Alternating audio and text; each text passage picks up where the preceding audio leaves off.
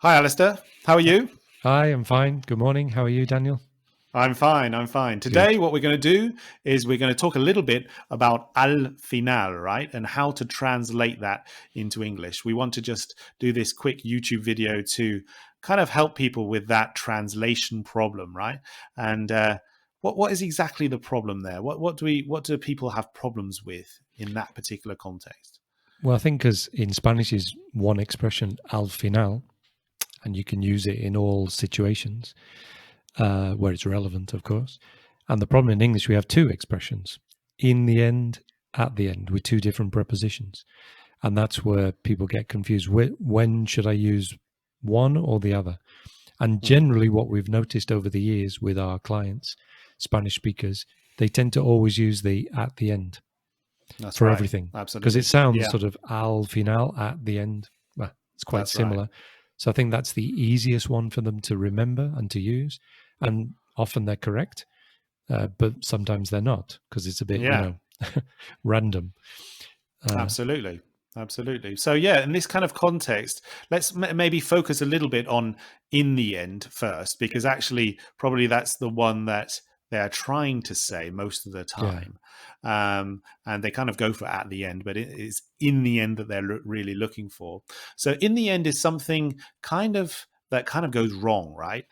You have a plan, or it could be that something going wrong, or there's just some sort of change of plan, right? Mm. So, if in some sort of context, you might say, "Well, I don't know, we were decided to travel to France.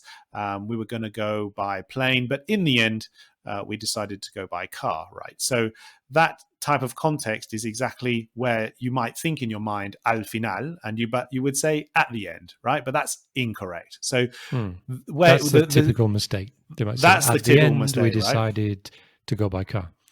That's right. And there we don't use at the end. And this is the problem. You have to Exactly. say in the end. Finally, Yeah. you could say finally we decided is another option, which avoids Yeah. that problem. Absolutely. But Yeah. very often native speakers we will use in the end Yeah. more often Yeah. than finally, I think, in that Yeah. situation. So yeah, I mean, I have an example similar. So and I think you have an example. So I planned a trip to Costa Rica a few years ago. I bought the guidebook and studied it, worked out the whole trip, the route, where we were going to go, what we were going to see in great detail.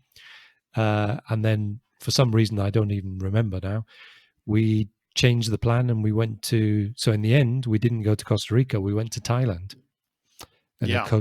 opposite direction. And I Absolutely. had a great trip. And I've still got the guidebook, which I've never used. So one day I would love to go to Costa Rica, Yeah. which I feel like I know intimately, although I've never been there from reading the Right. guidebook.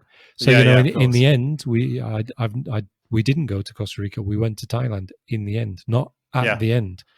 That's right. And that is the key difference, isn't it? Mm. That's the key difference. You have a plan, it changes, and you say in the end, right? Really, really important. The other context where you potentially could use this, like in the end, is a sort of like just a conclusion, Mm. some sort of reference to a conclusion. In the end, I decided to do that, right? In Yeah. the end, I decided to. There wasn't any plan necessarily, and you just kind of are trying to express Mm. that you made a final decision, let's say, and you said, well, in the end, I decided to get this computer because it Yeah. was just, Or you say in a the little end, bit or you cheaper. say in the end, it's the same. I don't Yeah. mind. I don't care. So Yeah. between two options, maybe say you have to choose one or the other. Well, in the end, is the same. It Yeah. doesn't matter if I Yeah. do this or this.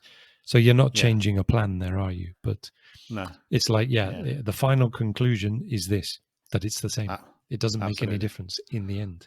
Yeah. Yeah. Finally. Uh, yeah. Exactly. And then you have the other alternative, right, which is at the end. And that's a completely different context. And it is the one that most Spanish speakers will think of most of the Yeah. time, right? And but it's just used in a completely different context, and it basically refers to the idea of something, a process. It might be I don't know, it could be a course that you're on, for example. At the end of the course, they asked us for feedback, right? So you just Mm. got to the end of the course. They gave you a specific sheet of paper to fill out, and they wanted you to do that at the end of the course. Yeah, not at the beginning. So you say at the beginning and at the end of something. At the beginning of the film and at the end of the film, I cried. It was so sad. So I think the point here for people to remember how it works, you don't necessarily need to understand the situation, although that helps, I think, to remind you of when you need to use it. But there is just a sort of grammatical rule that you can apply. Sure. So it's at the end of something. So at the end of a noun. So at the end of the course, at the end of the film, at the end of the tennis match, at the end of the day, at the end of anything, at the end of the summer. So it has to be a thing, so a noun.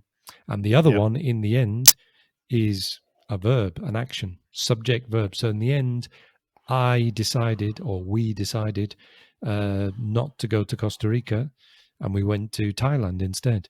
So in the end, we decided. So it's a verb. So it's not a thing. So I could say, in the end, we decided to go to Thailand, not Costa Rica. And at the end of the trip to Thailand, I don't know, trying to think of something, we had a problem with the return flight. It was delayed at the end of the holiday. So at the end of the holiday. And there is the key, I think, to understanding or knowing when to use it, apart from thinking of sort of situations.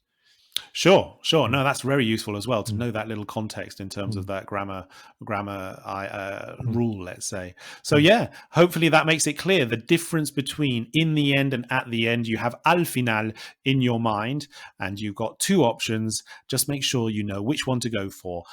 At the end or in the end. And if you guys want a little bit more information and to kind of get into a little bit more detail, you can always listen to the podcast. Our podcast episode number 51 goes into a lot more detail about this.